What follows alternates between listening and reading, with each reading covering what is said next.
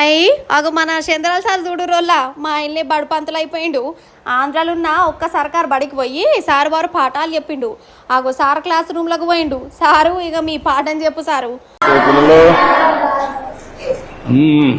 ఏంటి పిల్లలు బాగున్నారా?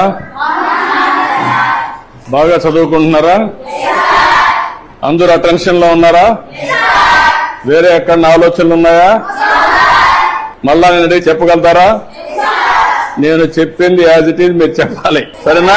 సిద్ధమేనా? అయితే నేను బ్రీఫ్ గా చెప్తాను. చెప్పిన తర్వాత మీరు ఏదైనా అడిగితే సమాధానం కూడా చెప్పాలి. చెప్తారు కదా? ఓకే. అయ్యయ్యో సార్ మీరు బ్రీఫ్ అని అనుకుని సారు. బ్రీఫ్డ్ మీద అంటే నాకు మళ్ళీ ఏమేమో వెనకటి రోజులు బతికత్తాయి. సరే సరే ఇక మిమ్మల్ని డిస్టర్బ్ చేయగాని కడవ పాఠం అయితే చెప్పి ధరించురు. ఇక మొదటి సబ్జెక్ట్ వచ్చి మనకు వనరులు. వనరుల గురించి మీరు చదివే పాఠ్య పుస్తకాలు దాన్ని ఏమంటారు? ఎందుకు వనరు అంటున్నారు? ఉపయోగపడుతుంది కాబట్టి. పాఠంలో ఉన్నది ఉన్నట్టే చెప్పిండు. అక్కడికక్కడ సొంత పాఠం కూడా చెప్పిండు. మొత్తానికి చంద్రాల సార్ చెప్పిన పాఠం పిల్లకు మంచిగానే నెత్తికెక్కిందట. వాళ్ళకంటే ఎక్కువ లోకేషన్ సార్ కూడా అర్థమైనట్టున్నది. లోకేషన్ బాబు కూడా బడి పిల్లగాని లెక్కనే మారిపోయిండోళ్ళ.